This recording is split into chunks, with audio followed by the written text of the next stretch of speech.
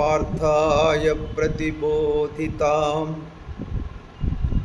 भगवता नारायणेन स्वयं व्यासेन ग्रथितां पुराणमुनिना मध्ये महाभारतम्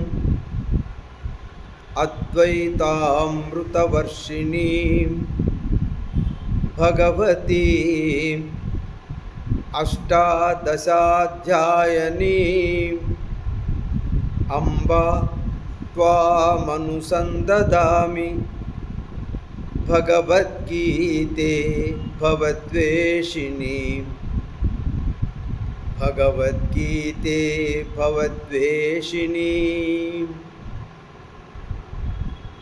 गीता प्रियुలకు ఆత్మబంధువులకు నమో నమః. 100 రోజులలో భగవద్గీత 700 శ్లోకాల పారాయణం, అభ్యాసం, అధ్యయనం. ఈరోజు 51వ రోజు. 50 రోజులు మనం పరమాత్ముని యథాస్థితిని, అతని తత్వాన్ని తెలుసుకోని వారై ఈ మానవులు అశ్రద్ధ చేస్తున్నారు. అవజానంతి మాం మూఢ మానుషీం తనుమాస్థితం పరం భావమజానంతో మమ భూత మహేశ్వరం. ఆ పరమాత్మ యొక్క పరమ ఐశ్వర్యాన్ని తెలుసుకోలేకున్నారు. ఎందుకంటే మనుష్య శరీరం ధరించి మనుష్య దేహంతో వ్యవహరిస్తున్న నన్ను అవివేకులు అనాదరం చేస్తున్నారు. సమస్త భూతకోటికి మహేశ్వరుడైన నా పరమాత్మ తత్వం వారికి తెలియదు. నా యందు అనాదర భావంతో హతులైన దురదృష్టవంతులు అని వాళ్ళు ఎలా ప్రవర్తిస్తారో మనకి 12వ శ్లోకం చెప్పారు. మోఘాశ మోఘ కర్మాణ మోఘ జ్ఞాన విచేతసః. అంత వ్యర్థమైన పనులే వారి ఆశలు, వారి కర్మలు, వారి జ్ఞానము. ఏమండి, వారు మతిలేని వారు. మోహకారకమైన రాక్షస ప్రవృత్తిని ఆశ్రయించిన వారు. అంటే పరమాత్మను తెలుసుకోలేకపోతే వాళ్ళలో కలిగే భావాలు, వాళ్ళ ఆశలు అన్నీ కూడా వ్యర్థములే అని చెప్తున్నారు. వాళ్ళ ఆశలు, వాళ్ళ జ్ఞానము, వాళ్ళ కర్మలు. మరి ఎందుకంటే తమ ఆత్మ అయిన భగవంతుని తెలుసుకోలేక ఆయనని అనాదరం చేశారు. మిత్రులారా, వారు చేసే కర్మలు నిష్ఫలం, వారి జ్ఞానం కూడా నిష్ఫలమే. వారి మతి లేనివారు అంటే వివేకం లేనివారు. ఈ విధంగా వారు చేసే ప్రతి కర్మలు కూడా క్రూర కర్మలు. మరి ఈరోజు శ్లోకంలో దానికి విరుద్ధంగా ఆ పరమాత్మని ఆశ్రయించిన వారైతే ఆ మహాత్ములు ఎలా ఉంటారో ఈ క్రింది శ్లోకంలో చెప్తున్నారు. మహాత్మానస్తు మాం పార్థ దైవీం ప్రకృతిమాశ్రితం. దైవీ ప్రకృతిని ఆశ్రయిస్తారు. అంటే ఆ పరమాత్మను, పరంధామను చక్కగా భజిస్తారు, సేవిస్తారు, ఆరాధిస్తారు. భజంత్యనన్య మనసు జ్ఞాత్వా భూతాదిమవ్యయం. ఆ అవ్యయుడిన ఆ పరమాత్మను చక్కగా తెలుసుకొని అనన్య మనసుతో, అత్యంత భక్తి శ్రద్ధలతో సేవిస్తారు. అర్జున, మహాత్ములు మాత్రము ఈశ్వరుడైన నన్ను సేవిస్తారు. క్షుద్ర బుద్ధులు కానివారు మహాత్ములు. వారు శమదమాది లక్షణమైన దైవీ ప్రకృతిని ఆశ్రయిస్తారు. వారి మనసు మరొక విషయం వైపు పోదు. ఆ పరమాత్మే శాశ్వతమైన, నిత్యమైన, ఏకం, నిత్యం, విమలం, అచలం అని భావిస్తారు. ఆ భూత సృష్టికి, ఆకాశాది భూతములకు, ప్రాణులకు కూడా ఆయనే ఆది కారణమని, ఆది అవ్యయ బీజమని కూడా తెలుసుకుంటారు. అంటే సూక్ష్మ బుద్ధితో వ్యవహరిస్తారు అని చెప్తూ ఇంకా ఎలా ఉంటారో మనకి 14వ శ్లోకం చెప్తున్నారు. సతతం కీర్తయంతో మాం, సతతం కీర్తయంతో మాం యతంతశ్చ దృఢవ్రతాః. వారు నిండు మనసుతో ఆ పరమాత్మని విశ్వసించి, దృఢంగా విశ్వసించి అతన్నే కీర్తిస్తూ ఉంటారు. తమ హృదయాలలో ఆ పరమాత్మ కొలువై ఉన్నాడని, అతనే అన్నింటికీ మూల కారణమని, అతని వల్లే ఈ సమస్త జగత్తు ఆధారపడి ఉన్నదని, మరి ఈ దేహంలో ఆయన కొలువై ఉండి మనల్ని ఉద్ధరిస్తున్నాడని నిత్యము కీర్తిస్తూ ఉంటారు, భజిస్తూ ఉంటారు. నమస్యంతశ్చ మాం భక్త్యా, అతనికి ప్రణామాలు చేస్తారు, నమస్కరిస్తూ ఉంటారు. అంటే నిత్యయుక్త ఉపాసతే, ఏమాత్రము ఏ రోజు వదలరు. సర్వము సర్వత్రా తానై ఉన్న ఆ సచ్చిదానంద నిరాకార నిర్గుణ ఘన పరబ్రహ్మను అంతగా వేడుకుంటారు అని పరమకు. అది కూడా దృఢవ్రతులై ప్రయత్నం చేస్తూ ఉంటారు. మిత్రులారా, బ్రహ్మస్వరూపమైన ఆ భగవంతుని నన్ను అన్ని వేళలా కీర్తిస్తూ ఇంద్రియాలను విషయాల నుండి ఉపసంహరించి, అంటే ప్రపంచం నుంచి కొద్దిసేపు విడుదలై ధ్యానం చేయడం. ఏమండి, శమము, దమము, దయ, అహింస మొదలైన లక్షణాలు కలిగిన గుణాల చేత దృఢవ్రతులై యత్నం చేస్తూ, నమస్కారం చేస్తూ హృదయంలో ఉండే ఆత్మను నన్ను నిత్యయుక్తులై భక్తితో ఉపాసిస్తారు. మరి వారు ఏ ఏ విధాలుగా ఉపాసిస్తారు, ఎన్ని రకాలుగా ఉపాసిస్తారు ఆ పరమాత్మ తత్వాన్ని తెలుసుకొని అంటే 15వ శ్లోకం చెప్తారు. జ్ఞానయజ్ఞేన చాప్యన్యో, జ్ఞానయజ్ఞేన చాప్యన్యో యజంతే మాముపాస్యతే ఏకత్వేన పృథక్వేన, ఏకత్వేన పృథక్వేన బహుదా విశ్వతోముఖం. అంటే కొందరు ఏకత్వ జ్ఞానయజ్ఞం చేత, ఏకమేవా అద్వితీయం బ్రహ్మ, ఆ పరమాత్ముడైన ఏకం, నిత్యం, విమలం, అచలమని దృఢమైన విశ్వాసంతో అతన్ని ఓంకారంతో అతన్ని ఆరాధిస్తూ సేవిస్తూ ఉంటారు. మరి కొందరు ద్వైత భావంతో, అనగా అంటే దేవుడు బయట ఉన్నాడు, నేను అతన్ని ఆరాధించాలి అనే భావంతో. కొందరు విశ్వతోముఖంగా వివిధంగా ఉన్న నన్ను బహువిధాలుగా అనేక రూపాలతో, ఈ ప్రపంచంలో ఉండే అనేక రూపాల్లో పరమాత్మ స్థితమై ఉన్నాడని విశ్వసించి బహువిధాలుగా ఉపాసిస్తారు. అంటే కొందరు జ్ఞానయజ్ఞం చేత జ్ఞానాన్ని పొంది ఆ పరమాత్మ తత్వాన్ని చక్కగా తెలుసుకొని అతన్ని ఏకేశ్వరోపాసన చేస్తారు. జ్ఞాని ఏక భక్తి విశిష్యతే అని చెప్పడం. జ్ఞాని ఏకభక్తి విశిష్యతే. అటువంటి కొందరు మరి ఆ పరబ్రహ్మము ఒకటే అనే సమ్యక్ దర్శనం, ఆ జ్ఞానంతో మరి భగవంతుని గురించిన అటువంటి ఏకత్వ జ్ఞానమే యజ్ఞము. అంటే జ్ఞానయజ్ఞేన, ఆ జ్ఞానయజ్ఞంతో నన్ను కొందరు ఉపాసిస్తే మరికొందరు పృథగ్భావంతో, అంటే సూర్యుడు, చంద్రుడు, భూమి, నీరు, గాలి, ఉష్ణము, నక్షత్రాలు, నవగ్రహాలు ఇలా మొదలైన భిన్న రూపాలతో ఉన్నవాడు అని, ఆ భిన్న రూపాలతో ఉన్నవాడు విష్ణు భగవానుడే అని విశ్వసించి ఆ రూపాలను ఉపాసిస్తారు.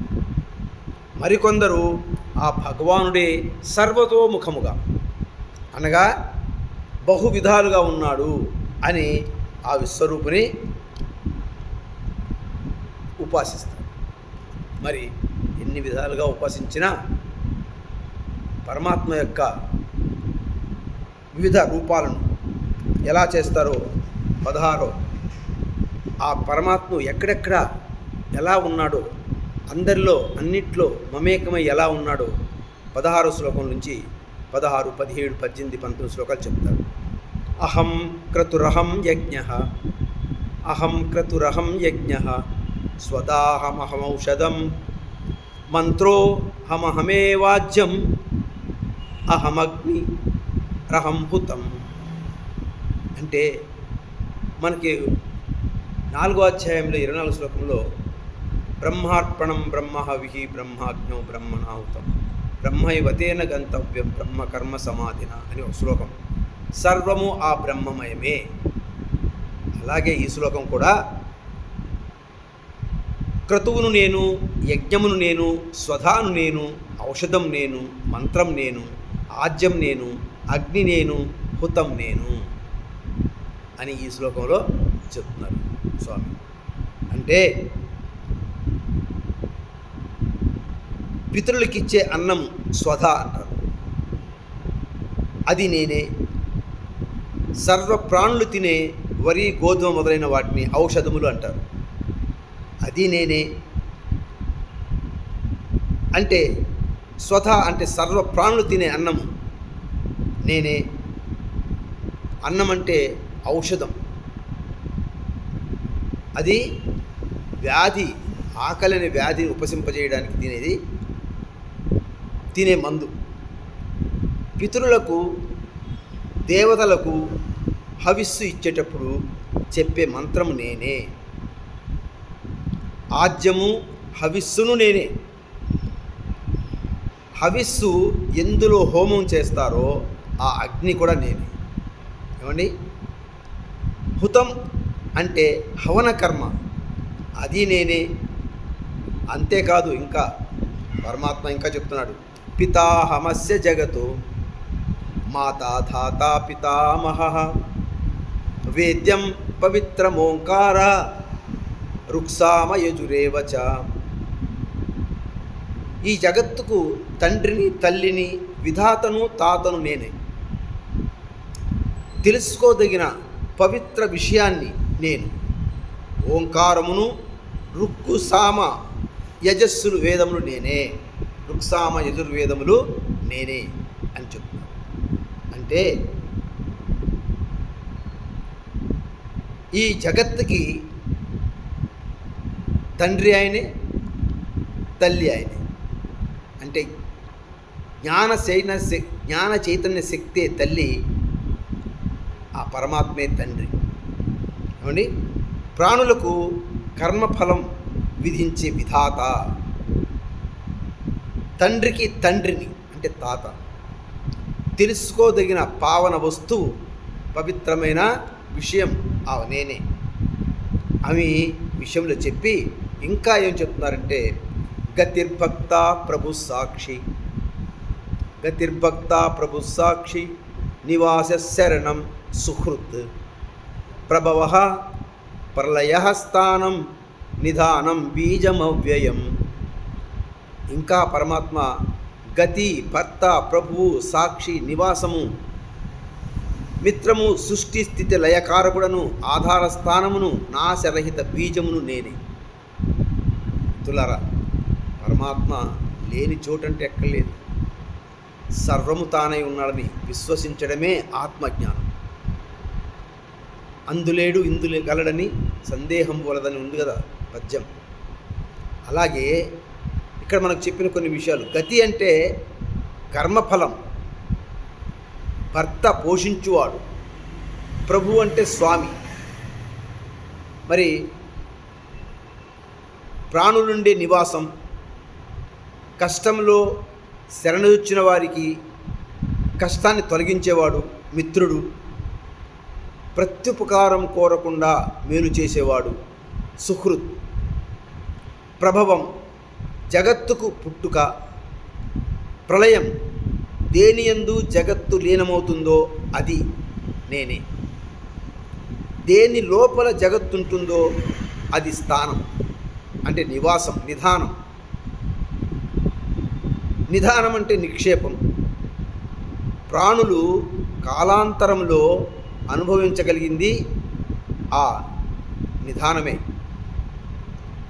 మొలకెత్తే లక్షణం కలవన్నీ మొలకెత్తడానికి బీజం. సంసారమున్నంతకాలం నశించనిది కనుక అది అవ్యయ బీజము. విత్తనం లేనిదేది మొలకెత్తదు, అంతే కదా. మొలకెత్తడం ఎప్పుడూ ఉంటూ ఉన్నదే, చూస్తూనే ఉన్నాం కదా మనం. ఎప్పుడు మొలకెత్తి బీజం అనేది మొలకెత్తుడు కనుక బీజ సంతతి అయిపోవడం అన్నది లేదు అని చెప్తూ చివరగా, అంతేగాక ఇంకా ఈ శ్లోకంలో కూడా గొప్పతనం చెప్తున్నారు. తపామ్యహమహం వర్షం, తపామ్యహమహం వర్షం నిగృహ్ణా మృత్యుజామి చ అమృతం చైవ మృత్యుశ్చ సదా సదసత్యాహమర్జున. ఇంకా తాను ఎవరై ఉన్నాడో ఇంకా చెప్తున్నాడు. నేను ఎండను కలిగిస్తున్నాను, తపామహం. అదేవిధంగా నేను వర్షాన్ని గ్రహించి వదులుతున్నాను, అమృతాన్ని నేను, మృత్యువును నేను. అర్జున, సత్తును అసత్తును కూడా నేనే.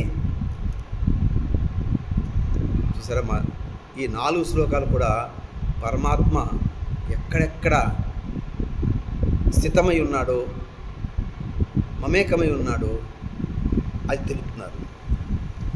కాబట్టి పరమాత్మ తత్వాన్ని మనం అంతగా సూర్యునై కొన్ని తీవ్ర కిరణాల చేత ఎండను కలిగిస్తున్నాం, కొన్ని కిరణాల చేత వర్షం వదులుతున్నాం. అంటే నీటిని విడుస్తున్నాను. మళ్ళీ 8 నెలల పాటు అవి కొన్ని కారణాల చేత మళ్ళీ వర్షాకాలంలో వదులుతున్నాను. దేవతల అమృతం, దేవతల అమృతం, మానవుల మృత్యువు నేనే. సత్ అంటే మరొక వస్తువుతో సంబంధం కలిగి ఉండడం, అట్లా లేకపోవడాన్ని అసత్తు అంటారు. అంటే సత్తు అసత్తు రెండు నేనే. అర్జున, భగవంతుడు స్వయము అత్యంతము, అసత్తు కాదు. అతను సత్తు, కార్యము కారణము ఈ రెండు కూడా నేనే. అనగా కార్యరూపమైన అసత్ జగత్తు కూడా నేనే. అంటే కారణము లేనిదే కార్యం లేదు, అంతే కదా. కారణం ఉంటేనే కార్యం జరుగుతుంది. ఈ కారణాలు 3 విధాలుగా ఉంటాయి. ఒకటి ఉపాదాన కారణము, నిమిత్త కారణము, తర్వాత సహకార కారణం.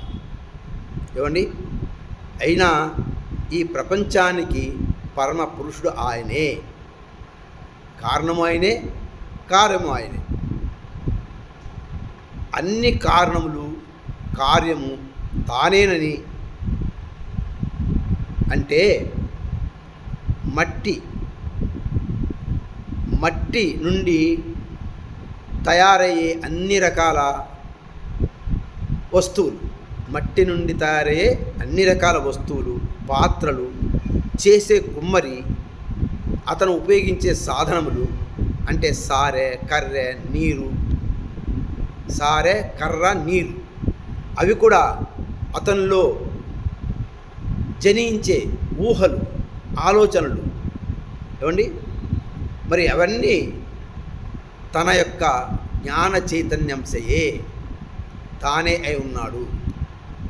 అంటే ఈ సృష్టికి కార్యము కారణము సంపూర్ణమై పరమపురుషై వెలుగొందుతున్నాడు.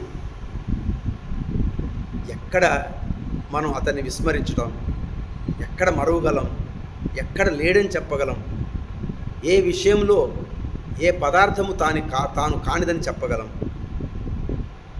కాబట్టి సర్వము తానై ఉన్నాడు, సర్వత్రా తానే ఉన్నాడు అని విశ్వసించడమే ఆత్మజ్ఞానం, ఆత్మ పరమాత్మ తత్వమును తెలుసుకోవడం. ఓం తత్సత్. సర్వే జనా సుఖినో భవంతు. సర్వే సన్మంగళాని సంతు.